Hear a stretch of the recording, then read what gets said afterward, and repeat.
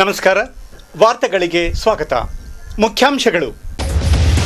ಬೆಳ್ಳಂಬೆಳಗ್ಗೆ ರಾಜ್ಯದ ವಿವಿಧೆಡೆ ಲೋಕಾಯುಕ್ತ ದಾಳಿ, ಭ್ರಷ್ಟ ಅಧಿಕಾರಿಗಳ ಮನೆಗಳಿಗೆ ಲಗ್ಗೆ, ಕೋಟ್ಯಾಂತರ ರೂಪಾಯಿ ಅಕ್ರಮ ಆಸ್ತಿ ಪತ್ತೆ. ರಾಜ್ಯದ 5202 ಗ್ರಾಮ ಪಂಚಾಯಿತಿಗಳಲ್ಲಿ ವಿದ್ಯುತ್ ಬಿಲ್ ಬಾಕಿ, ಬಿಲ್ ಮನ್ನಾ ಮಾಡುವ ಕುರಿತು ಪರಿಶೀಲನೆ, ಪಂಚಾಯತ್ ರಾಜ್ ಸಚಿವ ಎಚ್.ಕೆ. ಪಾಟೀಲ್ ಹೇಳಿಕೆ. ನಾಡಪ್ರಭು ಕೆಂಪೇಗೌಡರ ದಿನಾಚರಣೆಗೆ ಚಾಲನೆ, ಎಲ್ಲೆಲ್ಲೂ ಮನೆ ಮಾಡಿದ ಸಡಗರ, ಗಮನ ಸೆಳೆದ ಜಾನಪದ ಕಲಾ ತಂಡದ ಮೆರವಣಿಗೆ. ಆಂಧ್ರಪ್ರದೇಶದ ಪೂರ್ವ ಗೋದಾವರಿ ಜಿಲ್ಲೆ ನಗರಂ ಪಟ್ಟಣದಲ್ಲಿ ಗ್ಯಾಸ್ ಪೈಪ್ಲೈನ್ನಲ್ಲಿ ಭಾರೀ ಸ್ಫೋಟ, ಬೆಂಕಿಯ ಕೆನ್ನಾಲಿಗೆಗೆ 15 ಮಂದಿ ಬಲಿ. ಸುದ್ದಿಗಳ ವಿವರ. ಬೆಳ್ಳಂಬೆಳಗ್ಗೆ ಭ್ರಷ್ಟ ಅಧಿಕಾರಿಗಳ ಮನೆ ಬಾಗಿಲು ತಟ್ಟಿದ ಲೋಕಾಯುಕ್ತ ಅಧಿಕಾರಿಗಳು ಕೋಟ್ಯಾಂತರ ರೂಪಾಯಿ ಮೌಲ್ಯದ ಅಕ್ರಮ ಸಂಪಾದನೆಯ ಆಸ್ತಿಯನ್ನು ಪತ್ತೆ ಹಚ್ಚಿದ್ದಾರೆ. ಬೆಂಗಳೂರು, ಬೆಳಗಾವಿ, ಶಿವಮೊಗ್ಗ, ಗುಲ್ಬರ್ಗಾ, ರಾಯಚೂರು, ಯಾದಗಿರಿ, ಹುಬ್ಬಳ್ಳಿಯಲ್ಲಿ ಏಕಕಾಲದಲ್ಲಿ ಕಾರ್ಯಾಚರಣೆ ನಡೆಸಲಾಯಿತು. ಮೈಸೂರು ಸೋಪ್ ಅಂಡ್ ಡಿಟರ್ಜೆಂಟ್ ಲಿಮಿಟೆಡ್ನ ವ್ಯವಸ್ಥಾಪಕ ನಿರ್ದೇಶಕ ಕೇಶವಮೂರ್ತಿ ಬಲೆಗೆ ಬಿದ್ದ ದೊಡ್ಡ ಬೇಟೆಯಾಗಿದ್ದು, ಸಂಜಯ ನಗರದಲ್ಲಿರುವ ಅವರ ನಿವಾಸ ಮತ್ತು ಸ್ವಗ್ರಾಮ ಹಾಗೂ HRBR ಲೇಔಟ್ನಲ್ಲಿರುವ ಸಂಬಂಧಿಕರ ಮನೆ ಮತ್ತು ಕಾರ್ಖಾನೆಯಲ್ಲಿರುವ ಕಚೇರಿಯ ಮೇಲೂ ಸೇರಿದಂತೆ 5 ಕಡೆ ತುಮಕೂರು ಜಿಲ್ಲಾ ಲೋಕಾಯುಕ್ತ SP ರಮೇಶ್ ಚಂದ್ರ ನೇತೃತ್ವದಲ್ಲಿ ದಾಳಿ ನಡೆಸಲಾಗಿದೆ. ಈ ವೇಳೆ ಹಲವು ಬ್ಯಾಂಕ್ಗಳಲ್ಲಿ ತೊಡಗಿದ್ದ ಠೇವಣಿ, ಹಣ, ಷೇರು ವ್ಯವಹಾರ ಹಾಗೂ ವಿವಿಧೆಡೆ ಹೊಂದಿರುವ ನಿವೇಶನಗಳು, ವಾಹನ ಮತ್ತು ಪತ್ನಿ ಹಾಗೂ ಮಕ್ಕಳ ಹೆಸರಿನಲ್ಲಿ ಇರುವ ಚರಾಚರ ಆಸ್ತಿಗಳನ್ನು ಪತ್ತೆ ಹಚ್ಚಲಾಗಿದೆ. ಬೆಳಗಾವಿಯಲ್ಲಿ ಮಹಾನಗರ ಪಾಲಿಕೆ ಜೂನಿಯರ್ ಎಂಜಿನಿಯರ್ ಇಶಾದ್ ಅಹಮದ್ ಅವರ ನಿವಾಸ ಸೇರಿದಂತೆ ಅವರು ಹೊಂದಿರುವ ವರ್ಕ್ಶಾಪ್, ವಾಣಿಜ್ಯ ಮಳಿಗೆಗಳು ಸೇರಿದಂತೆ 3 ಕಡೆ SP ರವಿಕುಮಾರ್ ಅವರ ಮನೆ ಮೇಲೆ ದಾಳಿ ನಡೆದಿದ್ದು, ಇಲ್ಲೂ ಕೂಡ ಕೋಟ್ಯಾಂತರ ರೂಪಾಯಿ ಮೌಲ್ಯದ ನಿವೇಶನಗಳು, ವಿವಿಧೆಡೆ ಹೊಂದಿರುವ ಕೃಷಿ ಜಮೀನು ಹಾಗೂ ಫ್ಲಾಟ್ಗಳ ದಾಖಲೆಗಳನ್ನು ವಶಪಡಿಸಿಕೊಳ್ಳಲಾಗಿದೆ ಮತ್ತು ಭಾರೀ ನಗದು ಕೂಡ ಪತ್ತೆಯಾಗಿದೆ ಎಂದು ಮೂಲಗಳು ತಿಳಿಸಿವೆ. ಯಾದಗಿರಿ ಜಿಲ್ಲೆಯ ಶಹಪುರದ ದೇವಿನಗರದಲ್ಲಿ ವಾಸವಾಗಿರುವ ಪಟ್ಟಣ ಪಂಚಾಯಿತಿ ಜೂನಿಯರ್ ಎಂಜಿನಿಯರ್ ಸುಭಾಷ್ ಚಂದ್ರ ಶರ್ಮಾ ಅವರ ನಿವಾಸದ ಮೇಲೆ SP ಮಹೇಶ್ ಅನುಮೇಶ್ ನೇತೃತ್ವದಲ್ಲಿ ಲೋಕಾಯುಕ್ತ ಸಿಬ್ಬಂದಿ ದಾಳಿ ನಡೆಸಿದ್ದಾರೆ. ಹಲವು ಅಕ್ರಮ ಆಸ್ತಿ ಖರೀದಿ ಪತ್ತೆಯಾಗಿದೆ. ಇನ್ನು ಗುಲ್ಬರ್ಗಾದಲ್ಲಿ ಕರ್ನಾಟಕ ಗೃಹ ಮಂಡಳಿಯ ಕಚೇರಿ ವ್ಯವಸ್ಥಾಪಕರಾದ ಶಿವಪುತ್ರಪ್ಪ ಅಳಬಾವಿ ಅವರ ನಗರದಲ್ಲಿರುವ ನಿವಾಸ, ರಾಯಚೂರಿನಲ್ಲಿರುವ ಸಂಬಂಧಿಕರ ಮನೆ ಸೇರಿದಂತೆ ಒಟ್ಟು 6 ಕಡೆ ದಾಳಿ ನಡೆಸಲಾಗಿದೆ. ಅಫ್ಜಲ್ಪುರ ತಾಲೂಕು ಪಂಚಾಯಿತಿಯ AEE ಶರಣಬಸಪ್ಪ ಅವರ ನಿವಾಸದ ಮೇಲೂ ಲೋಕಾಯುಕ್ತ ದಾಳಿ ನಡೆದಿದೆ.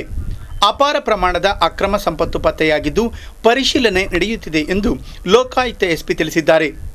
ಇನ್ನು ಅಕ್ರಮ ಸಂಪಾದನೆ ಬಗ್ಗೆ ಅಂದಾಜು ಪರಿಶೀಲಿಸಲಾಗುತ್ತಿದೆ ಎಂದು ಹೇಳಿದ್ದಾರೆ. ಶಿವಮೊಗ್ಗ ಹಾಗೂ ಚಿಕ್ಕಮಗಳೂರಿನಲ್ಲಿ ಲೋಕಾಯುಕ್ತ ದಾಳಿ ನಡೆದಿದ್ದು, ಜಿಲ್ಲಾ ಪಂಚಾಯಿತಿಯಲ್ಲಿ ಜೂನಿಯರ್ ಇಂಜಿನಿಯರ್ ಆಗಿರುವ ಹಾಲೇಶಪ್ಪ ಅವರ ಬಂಡವಾಳ ಬಯಲಿಗೆಳೆಯಲಾಗಿದೆ. ಚಿಕ್ಕಮಗಳೂರು ಜಿಲ್ಲಾ ಪಂಚಾಯತ್ನಲ್ಲಿ JE ಆಗಿದ್ದ ಕೆಲಸ ಮಾಡುತ್ತಿದ್ದ ಹಾಲೇಶಪ್ಪ ಅವರು ಇತ್ತೀಚೆಗೆ ಪೊಲೀಸ್ ಹೌಸಿಂಗ್ ಕಾರ್ಪೊರೇಷನ್ಗೆ ಎರವಲು ಸೇವೆ ಮೇಲೆ ತೆರಳಿದ್ದರು. ಇವರ ಮೇಲೆ ಹಲವು ದೂರುಗಳು ಬರುತ್ತಿದ್ದು, ನಿರೀಕ್ಷೆಯಂತೆ ಇಂದು ಲೋಕಾಯುಕ್ತ ದಾಳಿ ನಡೆದಿದೆ ಎಂದು ಮೂಲಗಳು ತಿಳಿಸಿವೆ. ರಾಜ್ಯದ 5202 ಗ್ರಾಮ ಪಂಚಾಯಿತಿಗಳು ಬಾಕಿ ಉಳಿಸಿಕೊಂಡಿರುವ 3236 ಕೋಟಿ ರೂಪಾಯಿಗಳ ವಿದ್ಯುತ್ ಬಿಲ್ಲನ್ನು ಮನ್ನಾ ಮಾಡುವ ಬಗ್ಗೆ ಸರ್ಕಾರ ಪರಿಶೀಲನೆ ನಡೆಸಲಿವೆ ಎಂದು ಗ್ರಾಮೀಣಾಭಿವೃದ್ಧಿ ಹಾಗೂ ಪಂಚಾಯತ್ ರಾಜ್ ಸಚಿವ ಎಚ್.ಕೆ. ಪಾಟೀಲ್ ವಿಧಾನ ಪರಿಷತ್ಗೆ ತಿಳಿಸಿದರು. ಸದಸ್ಯ ಕೆ. ಮೋನಪ್ಪ ಭಂಡಾರಿ ಅವರ ಪ್ರಶ್ನೆಗೆ ಉತ್ತರಿಸಿದ ಸಚಿವರು, ರಾಜ್ಯಾದ್ಯಂತ ಕೆಲವು ಗ್ರಾಮ ಪಂಚಾಯಿತಿಗಳು ವಿದ್ಯುತ್ ಬಿಲ್ ಪಾವತಿಸದೆ ಬಾಕಿ ಉಳಿಸಿಕೊಂಡಿದೆ.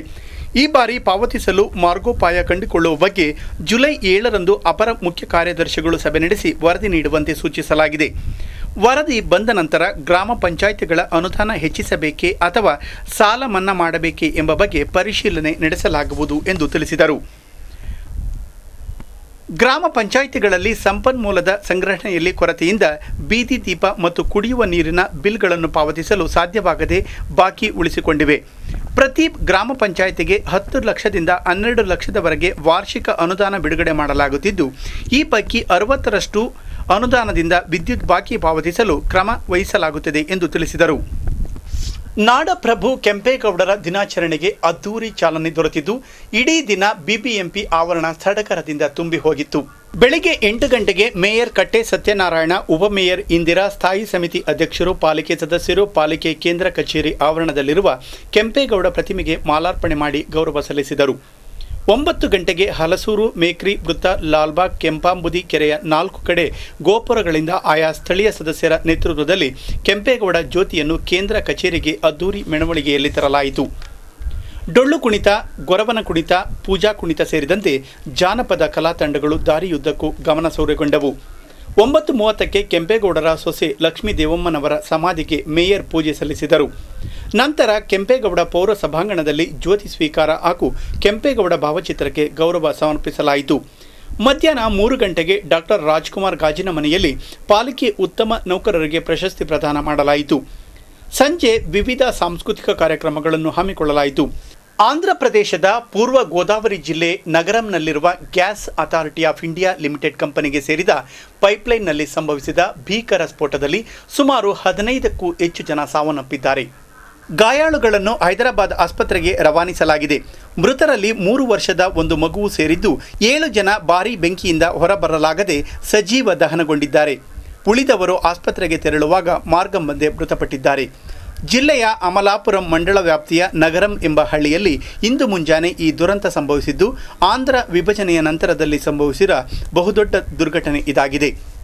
ಪೈಪ್ಲೈನ್ನಲ್ಲಿ ಭಾರೀ ಶಬ್ದದೊಂದಿಗೆ ಸಂಭವಿಸಿದ ಸ್ಫೋಟದಿಂದ ಭಯಭೀತರಾದ ಹಳ್ಳಿಯ ಜನ ಮತ್ತು ಕಾರ್ಮಿಕರು ತಿಕ್ಕಾಪಾಲಾಗಿ ಓಡತೊಡಗಿದರು. ಘಟನೆಯಲ್ಲಿ ಬೆಂದು ಹೋಗುತ್ತಿರುವವರನ್ನು ಕಂಡು ಏನು ಮಾಡಲಾಗದೆ ಅಸಹಾಯಕರಾದ ಗ್ರಾಮಸ್ಥರು ಕುಟುಂಬದ ಆಕ್ರಂದನ ಮುಗಿಲು ಮುಟ್ಟಿದ್ದವು. ಸುದ್ದಿ ತಿಳಿಯುತ್ತಿದ್ದಂತೆ ಸಮೀಪದ ಅಗ್ನಿಶಾಮಕ ಠಾಣೆಗಳಿಂದ 8ಕ್ಕೂ ಹೆಚ್ಚು ಅಗ್ನಿಶಾಮಕ ಯಂತ್ರಗಳು ಸಿಬ್ಬಂದಿ ಸ್ಥಳಕ್ಕೆ ಧಾವಿಸಿ ಬೆಂಕಿಯನ್ನು ನಿಯಂತ್ರಿಸುವಲ್ಲಿ ನಿರತರಾಗಿದ್ದಾರೆ. ಪೊಲೀಸರು, ಸಾರ್ವಜನಿಕರು ಕೂಡ ಬೆಂಕಿ ನಂದಿಸುವ ಕಾರ್ಯದಲ್ಲಿ ತೊಡಗಿದ್ದಾರೆ. ಮುಗಿಲೆತ್ತರಕ್ಕೆ ಚಿಮ್ಮುವ ಅಗ್ನಿಯ ಕೆನ್ನಾಲೆಗೆಯ ಝಳಕ್ಕೆ ಸುತ್ತಮುತ್ತಲಿನ ಪ್ರದೇಶದ ಮರಗಿಡಗಳು ಹೊತ್ತಿ ಹುರಿಯುತ್ತಿವೆ. ಜಿಲ್ಲಾಧಿಕಾರಿ ನೀತು ಕುಮಾರಿ ಪ್ರಸಾದ್ ಅವರು ಸ್ಥಳದಲ್ಲೇ ಮೊಕ್ಕಾಂ ಹೂಡಿದ್ದಾರೆ. ಹಿರಿಯ ಪೊಲೀಸ್ ಅಧಿಕಾರಿಗಳು, ONGC ಕಂಪನಿಯ ಅಧಿಕಾರಿಗಳು ಸ್ಥಳದಲ್ಲಿದ್ದಾರೆ.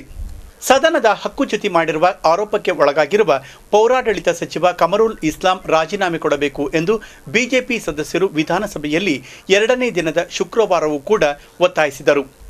ವಿಧಾನಸಭೆಯ ಕಾರ್ಯಕಲಾಪ ಆರಂಭವಾಗುತ್ತಿದ್ದಂತೆಯೇ ಬಿಜೆಪಿ ಸದಸ್ಯ ವಿಶ್ವೇಶ್ವರ ಹೆಗಡೆ ಕಾಗೇರಿ ಅವರು ಕಮರುಲ್ ಇಸ್ಲಾಂ ಅವರು ತಪ್ಪು ಉತ್ತರ ಕೊಟ್ಟು ಹಕ್ಕುಚ್ಯುತಿ ಮಾಡಿದ್ದಾರೆ.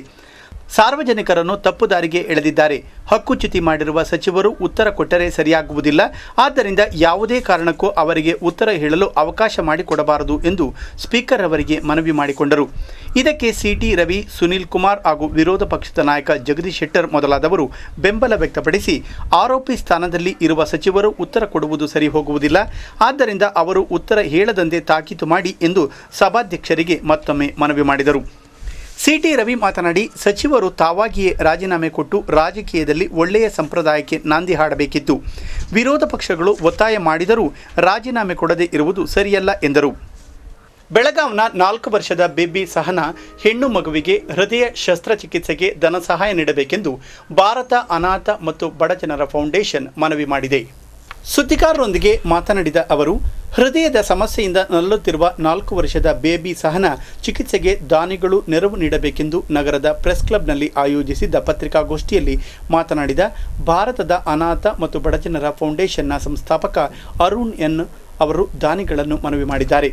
ಹೃದಯದ ನೋವಿಗೆ ಬೆಳಗಾಂನಿಂದ ಬೆಂಗಳೂರಿನ ನಾರಾಯಣ ಹೃದಯದ ಆಸ್ಪತ್ರೆಯಲ್ಲಿ ಚಿಕಿತ್ಸೆ ಪಡೆಯಲು ಬಂದ ಬೇಬಿ ಸಹನಾಗೆ ಆಸ್ಪತ್ರೆಯ ವೈದ್ಯರು ತಪಾಸಣೆ ಮಾಡಿ ವೆಂಟ್ರಿಕ್ಯುಲರ್ ಸೆಪ್ಟಲ್ ಡಿಫೆಕ್ಟ್ ಹೃದಯ ಸಮಸ್ಯೆ ಎಂಬ ಕಾಯಿಲೆಗೆ ಎಂಡೋಕಾರ್ಡಿಯಾಕ್ ಫೇಸ್ ಮೇಕರ್ ಇಂಪ್ಲಾಂಟೇಷನ್ ಎಂಬ ಚಿಕಿತ್ಸೆ ನೀಡಬೇಕು ಎಂದರು.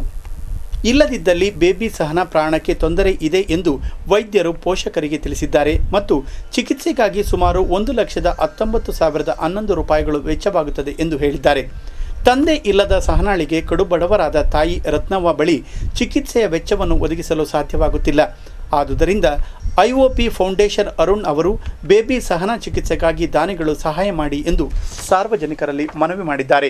ರತ್ನವ್ವ ಕೈಯಲ್ಲಿ ಅದನ್ನು ಒದಗಿಸೋಕ್ಕಾಗ್ತಾ ಇಲ್ಲ. ಅದಕ್ಕೆ ನಮ್ಮ ಸಂಸ್ಥೆಯಿಂದ ನಿಮ್ಮ ಮುಖಾಂತರ ಮತ್ತು ಪತ್ರಿಕೆಗಳ ಮುಖಾಂತರ ಎಲ್ಲರ ಹತ್ರ ನಾವು ಕೇಳ್ಕೊತಾ ಇರೋದು, ಆ ಮಗು ಒಂದು ಪ್ರಾಣಕ್ಕೋಸ್ಕರ ವೈದ್ಯರು ಹೇಳಿರೋದು 10 ರಿಂದ 15 ದಿವಸ ಒಳಗಡೆ ಅದನ್ನು ಚಿಕಿತ್ಸೆ ಮಾಡಲಿಲ್ಲ ಅಂದರೆ ಪ್ರಾಣಕ್ಕೆ ತೊಂದರೆ ಆಗುತ್ತೆ ಅಂತ ಹೇಳಿದ್ದಾರೆ. ದಯವಿಟ್ಟು ನಾವು ನಿಮ್ಮಲ್ಲಿ ಕೇಳೋದು ಇಷ್ಟೇ ಸರ್, ನಾವು ನಮ್ಮ ಸಂಸ್ಥೆಯಿಂದ ಅರುಣ್ ಮತ್ತು ಮುಂತಾದ ಚೇರ್ಮನ್ ಅಶ್ವಥ್ ಅವರಾಗ್ಬೋದು, ಇನ್ನು ಬೇರೆ ಬೇರೆ ಟ್ರಸ್ಟಿಗಳಿದ್ದಾರೆ, ಅವ್ರ ಕಡೆಯಿಂದ ನಾವು ಕೇಳ್ತೀವಿ ಇಷ್ಟೇ, ಆ ಮಗು ಒಂದು ಪ್ರಾಣಕ್ಕೋಸ್ಕರ ನೀವು ದಾನ ಸಹಾಯ ಮಾಡಿ ಅಂತಲ್ಲ, ನಿಮ್ಮ ಕೈಲ ಸಹಾಯ ನೀವು ಸುದ್ದಿ ಕೊಟ್ಟು ಅದನ್ನು ದಾನ ಮಾಡೋರಿಗೆ ಒಂದು ಸುದ್ದಿ ಕೊಡಿ ಅಂತ ನಿಮ್ಮಲ್ಲಿ ದಯವಿಟ್ಟು ನಾವು ಮನವಿ ಮಾಡ್ಕೊತಾ ಇದ್ದೀರಿ ಸರ್. ಸರ್, ಆ ಮಗು 4 ವರ್ಷ ಆಗಿದೆ. ಈಗ 3 ದಿವಸ ಆಗಿದೆ. ಅವರು 20ನೇ ತಾರೀಕಿಗೆ ಬಂದಿದ್ದಾರೆ. ನಮಗೆ 23ನೇ ತಾರೀಕಿಗೆ ನಮಗೆ ಕರೆ ಬಂದಿದೆ ಹಾಸ್ಪಿಟ್ಲಿಂದ. ನಾವು 23ನೇ ತಾರೀಕು ಹೋಗಿ ಅದೆಲ್ಲ ಮಾಹಿತಿ ಎಲ್ಲ ಪಡ್ಕೊಂಡು 25ನೇ ತಾರೀಕು ಪ್ರೆಸ್ ಕ್ಲಬ್ಗೆ ಬಂದು ಪತ್ರಿಕಾಗೋಷ್ಠಿ ಮುಖಾಂತರ ಬೆಳಗಾಂ ಕಡೆಯವರು, ಮೂಲತಃ ಬೆಳಗಾಂ ಕಡೆಯವರು. ಇಲ್ಲಿ ನಾನು RT ನಗರದಲ್ಲಿ ನಮ್ಮ ಸಂಸ್ಥೆ ಇರೋದು. ನಾವು ಬ್ಯಾಂಗ್ಳೂರಲ್ಲಿ ಎಲ್ಲ ಕಡೆ ಹೋಗಿ ಕೇಳೋಣ ಅಂದರೆ ನಾವು ಒಂದೇ ದಿವಸದಲ್ಲಿ ಬ್ಯಾಂಗ್ಳೂರೆಲ್ಲ ಓಡಾಡೋಕ್ಕಾಗಲ್ಲ. ಯಾಕಂದರೆ ನಿಮಗೆ ಗೊತ್ತಿರುತ್ತೆ, ಟ್ರಾಫಿಕ್ ಸಮಸ್ಯೆ ಆಗ್ಬೋದು, ಇಲ್ಲ ಯಾರಾದರೂ ಕೇಳಿದ ತಕ್ಷಣ ಅದರ ನಿಜಾಂಶ ಏನು, ಸಾರಾಂಶ ಏನು ಅದೆಲ್ಲ ಹೇಳ್ಕೊಂಡು ಇದು ಮಾಡೋಕ್ಕಾಗಲ್ಲ. ಅದಕ್ಕೆ ನಾವೇನು ಮಾಡ್ತಾಯಿದ್ವಿ, ಮೊದಲನೇ ಒಂದು ಸ್ಟೆಪ್ ಅಂತ ಒಂದು ಪತ್ರಿಕಾಗೋಷ್ಠಿ ಮುಖಾಂತರ ಕೊಟ್ಟು ಅದರಲ್ಲಿ ದಾನಿಗಳು ಕೊಡ್ಬೋದು. ಮತ್ತು ನಾವು ನಮ್ಮ ಸಂಸ್ಥೆಯಿಂದ ನಮ್ಮ ವ್ಯಾಲಂಟಿಯರ್ಸ್ ಇದ್ದಾರೆ, ಆ ಸ್ನೇಹಿತರಿಂದ ಮುಖಾಂತರ ನಾವು ಒಂದು ಸಹಾಯ ಮಾಡೋಣ ಅಂತ ನಾವೇ ಖುದ್ದಾಗಿ, ಯಾಕಂದರೆ ನಾವು ಇದನ್ನೇ ನಾವು ಬೆಳಗ್ಗೆಯಿಂದ ಸಾಯಂಕಾಲ ಕಲೆಕ್ಷನ್ ಅಂತ ಮಾಡ್ಕೊಂಡು ಇದೆಲ್ಲ ಮಾಡಿ ನಾವೊಂದು ಮಗುಗೆ ಕಮರ್ಷಿಯಲಾಗಿ ಮಾಡೋ ಬದಲು ಸಂಸ್ಥೆಯಿಂದ ಎಷ್ಟಾದರೆ ಅಷ್ಟು ದಾನಿಗಳು ಅವ್ರ ಮನಸ್ಸಿಂದ ಇಚ್ಛೆಯಿಂದ ಬರಬೇಕು. ನಾನು ಫೋನ್ ಮಾಡಿ ನಮ್ಮ ಸ್ನೇಹಿತರಿಗೆ ಫೋನ್ ಮಾಡಿ ತಲೆ ತಿಂದು ಕೊಡೋ ದಾನ ಅಂತ ಕೇಳೋ ರೀತಿಯಲ್ಲಿ ನಾವು ತಲೆ ತಿನ್ನಬಾರ್ದು ಅಂತ ಕಾರಣಕ್ಕೆ ಪತ್ರಿಕಾಗೋಷ್ಠಿ ಮುಖಾಂತರ ಒಂದು ಸುದ್ದಿ ಕೊಡ್ತಾಯಿದ್ರಿ. ಸರ್ ನಾವು ಆದಷ್ಟು ಟ್ರೈ ಮಾಡ್ತಾಯಿದ್ದೀರಿ. ಬೈ ಚಾನ್ಸ್ ಆಗಿಲ್ಲ ಅಂತ ಹೇಳಿದ್ರೆ ನಮ್ಮ ಸಂಸ್ಥೆಯಿಂದ 1,90,000 ರೂಪಾಯಿ ಕೊಡೋದಕ್ಕೆ ನಮ್ಮ ಹತ್ರ, ಯಾಕಂದರೆ ನಾವು ಈಗಾಗಲೇ ಶ್ರೀಮಂತರು ಅಲ್ಲ, ಹಂಗಂತ ಬಡವರು ಅಲ್ಲ. ನಮ್ಮ ಸಂಸ್ಥೆಯಿಂದ ಕೈಲಾದ ಸಹಾಯ ನಾವು ಅಲ್ಲಿ 1,90,000 ರೂಪಾಯಿಗೆ ಆಗಲಿಲ್ಲ ಅಂದ್ರೂ ಅವ್ರ ಹತ್ರ ಕೈ ಕಾಲು ಇಟ್ಕೊಂಡು ಬೇಡ್ಕೊಂಡು ಆ ಮಗು ಒಂದು ಪ್ರಾಣಕ್ಕೋಸ್ಕರ ನಾವು ನಮ್ಮ ಕೈಲಾದ ಸಹಾಯ ದಾನಿಗಳಿಂದ ಎಷ್ಟು ಬರುತ್ತೋ ನೋಡಿಕೊಂಡು ಮಿಕ್ಕಿರೋ ಹಣವನ್ನು ನಾವು ನಮ್ಮ ಟ್ರಸ್ಟಿಗಳು ಮತ್ತು ವ್ಯಾಲಂಟಿಯರ್ಸು ಸ್ನೇಹಿತರ ಮುಖಾಂತರ ಒಟ್ಟಿನಲ್ಲಿ ಆ ಮಗುಗೆ ಪ್ರಾಣ ಉಳಿಸೋದಕ್ಕಿಂತ ಈ ಅಂದಾಜು ವೆಚ್ಚನ. ಸಾಮಾಜಿಕ ಭದ್ರತಾ ಯೋಜನೆಯಡಿಯಲ್ಲಿ ವಿವಿಧ ಯೋಜನೆಗಳಿಗೆ ಮಾಶಾಸನ ಮಂಜೂರು ಮಾಡದಿರುವ ಹಿನ್ನೆಲೆಯಲ್ಲಿ ಕೆಆರ್ಪುರಂ ವ್ಯಾಪ್ತಿಯ ಅಂಗವಿಕಲ ಮತ್ತು ನಿರ್ಗತಿಕ ವಿಧವಾ ಫಲಾನುಭವಿಗಳು 4 ವರ್ಷಗಳಿಂದ ಮಾಶಾಸನದಿಂದ ವಂಚಿತರಾಗಿದ್ದಾರೆ ಎಂದು ಶ್ರೀ ಸದ್ಗುರು ಸೇವಾ ಸಮಿತಿ ಆರೋಪಿಸಿದೆ. ಪತ್ರಿಕಾಗೋಷ್ಠಿಯಲ್ಲಿ ಮಾತನಾಡಿದ ಸಮಿತಿ ಅಧ್ಯಕ್ಷ ರಾಮರಾವ್ ರವರು ಅಂಗವಿಕಲ ವೇತನ ಹಾಗೂ ನಿರ್ಗತಿಕ ವಿಧವಾ ವೇತನ ಮಂಜೂರಾಗಿದ್ದು 2 ವರ್ಷಗಳಾದರೂ ತಹಸೀಲ್ದಾರ್ ರವರು ಮಂಜೂರಾದ ಅದೇ ಪತ್ರಗಳನ್ನು ಕೆಆರ್ಪುರಂ ಉಪ ಖಜಾನೆಗೆ ಸಲ್ಲಿಸದೇ ಇದ್ದ ಕಾರಣ ಸುಮಾರು 27 ಮಂದಿಗೆ ಮಾಶಾಸನ ದೊರೆತಿಲ್ಲ ಎಂದು ಅಳಲು ತೋಡಿಕೊಂಡರು. ಶಾಸಕರನ್ನು ಅಧಿಕಾರಿಗಳನ್ನು ಭೇಟಿ ಮಾಡಿದರೂ ಯಾವುದೇ ಪ್ರಯೋಜನವಾಗಿಲ್ಲ ಎಂದರು. ಕಚೇರಿಯಿಂದ 2010 ಇಸ್ವಿನಲ್ಲಿ ಮಂಜೂರಾದ ನಿರ್ಗತಿಕ ವಿಧವಾ ವೇತನ ಹಾಗೂ ಅಂಗವಿಕಲ ವೇತನದ ಅರ್ಜಿಗಳನ್ನು ಆದೇಶ ಪತ್ರಗಳನ್ನು ಅವರು ಕೆಆರ್ಪುರ ಉಪ ಖಜಾನೆಗೆ ಕಳಿಸಿಲ್ಲ. ಆದ್ದರಿಂದ 4 ವರ್ಷದಿಂದ 7 ಅಂಗವಿಕಲ ಫಲಾನುಭವಿಗಳು ಹಾಗೂ 19 ನಿರ್ಗತಿಕ ವಿಧವಾ ವೇತನದ ಫಲಾನುಭವಿಗಳಿಗೆ ನಷ್ಟ ಆಗಿ ಅವರಿಗೆ ಇದುವರೆಗೂ 4 ವರ್ಷ ಕಳೆದರೂ ಇದುವರೆಗೂ ಪೆನ್ಷನ್ ಸಿಕ್ಕಿಲ್ಲ. ಇದಕ್ಕೆ ಕಾರಣ ಹಿಂದೆ ಇದ್ದ ಮಾನ್ಯ ತಹಸೀಲ್ದಾರ್ ಸಿ.ಎಲ್. ಶಿವಕುಮಾರ್ ಅವರೇ ಹೊಣೆ, ಬೇರೆ ಯಾರೂ ಅಲ್ಲ. ಅವರು ಅದನ್ನು ಸರಿಯಾದ ರೀತಿಯಲ್ಲಿ ನಿಭಾಯಿಸಿದರೆ ಈ ಇಲ್ಲಿಗಂಟ ನಾವು ಬರುವಂಥ ಅವಶ್ಯಕತೆಯೂ ಇರಲಿಲ್ಲ, ಈ ಬಡವರಿಗೆ ನಷ್ಟ ಆಗ್ತಾ ಇದ್ರು. ಆದ್ದರಿಂದ ಆ ಆದೇಶ ಮಂಜೂರಾದ ದಿನದಿಂದ ಅವರಿಗೆ ಏನು ಮಾಸಾಶನ ದೊರಕಬೇಕಾಗಿದೆ ಅದನ್ನು ಕೊಡಬೇಕಾಗಿ ಈ ಮೂಲಕ ನಾನು ಪ್ರಾರ್ಥನೆ ಮಾಡ್ತೀನಿ. ತಂಬಾಕನ್ನು ಸರ್ಕಾರ ನಿಷೇಧಿಸಿದ್ದರೂ ಹೊಗೆ ಸೊಪ್ಪು ಉತ್ಪನ್ನಗಳು ಅನೇಕ ರೂಪಗಳಲ್ಲಿ ದೊರೆಯುತ್ತಿದ್ದು ಅದರ ಸೇವನೆಯಿಂದ ಬಾಯಿ ಕ್ಯಾನ್ಸರ್ ಮತ್ತು ಇನ್ನಿತರ ಬಾಯಿಗೆ ಸಂಬಂಧಿಸಿದ ರೋಗಗಳು ಹೆಚ್ಚಾಗುತ್ತಿವೆ ಎಂದು ಎಂಎಸ್ ರಾಮಯ್ಯ ಆಸ್ಪತ್ರೆಯ ದಂತ ವಿಜ್ಞಾನದ ಮುಖ್ಯಸ್ಥೆ ಡಾಕ್ಟರ್ ಪುಷ್ಪಾಂಜಲಿ ತಿಳಿಸಿದ್ದಾರೆ. ಪತ್ರಿಕಾಗೋಷ್ಠಿಯಲ್ಲಿ ಮಾತನಾಡಿದ ಅವರು ಪ್ರತಿ 8 ಸೆಕೆಂಡಿಗೆ ಒಬ್ಬರು ಹೊಗೆ ಸೊಪ್ಪಿನಿಂದ ಸಾವಿಗೀಡಾಗುತ್ತಿದ್ದಾರೆ. ಇದಕ್ಕೆ ಮುಖ್ಯ ಕಾರಣ ಬಾಯಿ ಕ್ಯಾನ್ಸರ್ ಎಂದು ತಿಳಿಸಿದರು. ಸಾರ್ವಜನಿಕರಲ್ಲಿ ಬಾಯಿ ಕ್ಯಾನ್ಸರ್ ಕುರಿತು ಅರಿವು ಮೂಡಿಸಲು ಶನಿವಾರದಂದು ಹಾರ್ಲೆ ಹೈಡರ್ಸನ್ ಬೈಕ್ ರ್ಯಾಲಿ ಹಮ್ಮಿಕೊಂಡಿರುವುದಾಗಿ ತಿಳಿಸಿದರು. ಕಬ್ಬನ್ ಪಾರ್ಕ್ನಿಂದ ಹೊರಟು ಮತ್ತಿಕೆರೆಯ ಎಂಎಸ್ ರಾಮಯ್ಯ ದಂತ ವಿಜ್ಞಾನ ಕಾಲೇಜುವರೆಗೂ ರ್ಯಾಲಿ ನಡೆಯಲಿದೆ ಎಂದರು. ಕಂಟಿನ್ಯೂ ಮಾಡ್ತಾರೆ. 3-4 ಇಯರ್ಸು 5 ಇಯರ್ಸ್ ಆಗುವಾಗ ಸ್ಲೋ ಆಗಿ ಸ್ಟಾರ್ಟ್ ಆಗುತ್ತೆ ಅವರಿಗೆ ಕಂಪ್ಲೇಂಟ್ಸ್. ಬಟ್ ಅದು ಇನಿಷಿಯಲ್ ಸ್ಟೇಜಸ್ಸಲ್ಲಿ ಬಿಳಿ ಮಚ್ಚೆ ಥರ ಕಾಣುತ್ತೆ ಬಾಯಿ ಒಳಗಡೆ, ಅದು ಕೂಡ ಆಗಲೂ ಪೇಷಂಟಿಗೆ ಗೊತ್ತಾಗಲ್ಲ. ಬಟ್ ನಾವು doctors we can tell them ಆ ಸ್ಟೇಜಲ್ಲಿ. ಅದು ಕೂಡ ಅದು ಅವ್ರು ನಮ್ಮ ಹತ್ರ ಬಂದರೆ ನಾವು ಹೇಳೋಕ್ಕಾಗುತ್ತೆ. ಬಟ್ ಇನ್ನೂ ಬೆಸ್ಟ್ ಅಂದರೆ ಇವಾಗ ಗ್ರೂಪ್ ನಾವು ಹಾಗ್ ಗ್ರೂಪು ಮತ್ತು ರಾಮಯ್ಯ ಸೇರ್ ಮಾಡ್ತಿರೋದು ಏನಂದರೆ ಅದು ಮಾಡಬೇಡಿ ಅಂತಲೇ, ನೀವು ಯಾವುದೇ ಚಟಕ್ಕೂ ಒಳಗಾಗಬೇಡಿ ಅಂತ ಹೇಳೋ ಒಂದು ಅವೇರ್ನೆಸ್ ಪ್ರೋಗ್ರಾಮ್ ನಾವು ಮಾಡ್ತಾಯಿದ್ದೀವಿ. ನಮ್ಮ ಗ್ರೂಪ್ ಟೋಟ್ಲಿ ಇವಾಗ ಆಲ್ಮೋಸ್ಟ್ 600 ಜನ, ನಾವು 600 ಜನ ಇದ್ದೀವಿ. ಲಾಸ್ಟ್ 3.5 ಇಯರ್ಸ್ ಆಗಿದೆ ಹಾರ್ಲಿ ಡೇವಿಡ್ಸನ್ ಲಾಂಚ್ ಆಗ್ಬಿಟ್ಟು ಇಂಡಿಯಾದಲ್ಲಿ. ಇವಾಗ ಅದರಲ್ಲಿ ನಾವು ನಮ್ಮ ಗ್ರೂಪು ನಾಟ್ ಓನ್ಲಿ ಇದಕ್ಕೆ ಕ್ಯಾನ್ಸರ್ ಅವೇರ್ನೆಸ್ ಆಗಲಿ, ಇನ್ನು ಬೇರೆ ಅಂಥದ್ದು ಈವನ್ ಸೇಫ್ಟಿ ಮೆಜರ್ಸ್ ಆಗಲಿ ವಿ ಫಾಲೋ ಸ್ಟ್ರಿಕ್ಟಾಗಿ ಏನಿದ್ರೂ ರೂಲ್ಸ್ ಅದನ್ನು ಫಾಲೋ ಮಾಡೋದಕ್ಕೆ ಕೇಳ್ತೀವಿ ನಾವು ನಮ್ಮ ರೈಡರ್ಸ್ನೆಲ್ಲ. ಅದೇ ಥರ ನಾವು ನಮ್ಮ ರೈಡರ್ಸ್ಗೂ ಹೇಳೋದೇನೆಂದರೆ ಈ ಥರ ಮದ್ಯಪಾನ ಆಗಲಿ ಧೂಮಪಾನ ಆಗಲಿ ಆದಷ್ಟು ಕಡಿಮೆ ಮಾಡೋದಕ್ಕೆ. ಯಾಕಂದರೆ ಅದನ್ನು ಮಾಡ್ತಾ ಇರೋರು ಒಮ್ಮೆಗೆ ಅದನ್ನು ಬಿಡಬೇಕಂದ್ರೆ ಕಷ್ಟ ಆಗುತ್ತೆ ಅಂತ ಹೇಳ್ಬಿಟ್ಟು, ಬಟ್ ಅವ್ರ ಹೆಲ್ತ್ ಸಲುವಾಗಿ ಅವ್ರು ಮಾಡೋದಕ್ಕೆ ಆದಷ್ಟು ನಾವು ಏನು ಪ್ರಯಾಸ ಪಡೋದಾಗುತ್ತೆ ಅಂದರೆ ಅದು ಮಾಡಲಿಕ್ಕಾಗುತ್ತೆ. ಅದು ಇನ್ ಆರ್ಡರ್ ಟು ನಮ್ಮ bike being too popular everywhere in the world, we thought that we should have an awareness right going towards our MS Ramaya hospital to bring it into the public limelight about the ಪಶ್ಚಿಮ ಘಟ್ಟಗಳ ಅರಣ್ಯ ಹಾಗೂ ಒತ್ತುವರಿ ತೆರವು ಕುರಿತು ಸರ್ಕಾರ ಜಾಣ ಕುರುಡು ಪ್ರದರ್ಶಿಸುತ್ತಿದ್ದು, ರಾಜಕಾರಣಿಗಳತ್ತ ನೆರವು ಮತ್ತು ಕುಮ್ಮಕ್ಕಿನಿಂದಲೇ ಅರಣ್ಯ ಹಾಗೂ ಕಂದಾಯ ಭೂಮಿ ಒತ್ತುವರಿ ಮಾಡಿವೆ ಎಂದು ಪಶ್ಚಿಮ ಘಟ್ಟ ಸಂರಕ್ಷಣಾ ಹೋರಾಟ ವೇದಿಕೆ ಆರೋಪಿಸಿದೆ. ಪತ್ರಿಕಾಗೋಷ್ಠಿಯಲ್ಲಿ ಮಾತನಾಡಿದ ನಾಗೇಶ್ ಅಂಗೀರಸ ಅವರು, ಶಿವಮೊಗ್ಗ, ಚಿಕ್ಕಮಗಳೂರು ಇತ್ತಿತರೆಡೆ ಲಕ್ಷಾಂತರ ಎಕರೆ ಅರಣ್ಯ ಭೂಮಿಯನ್ನು ಒತ್ತುವರಿ ಮಾಡಿಕೊಂಡಿದ್ದು, ವೋಟ್ ಬ್ಯಾಂಕ್ ಮೇಲೆ ಕಣ್ಣಿಟ್ಟಿರುವ ರಾಜಕಾರಣಿಗಳು ಒತ್ತುವರಿಗೆ ತಡೆ ಹೊಡುತ್ತಿದ್ದಾರೆ ಎಂದು ಆರೋಪಿಸಿದರು. ಪ್ಲಾಂಟರ್ಗಳು, ಮಾಫಿಯಾಗಳು, ಭೂಗಳ್ಳರು ಅರಣ್ಯ ಭೂಮಿ ಒತ್ತುವರಿ ಮಾಡುತ್ತಲೇ ಬಂದಿದ್ದಾರೆ.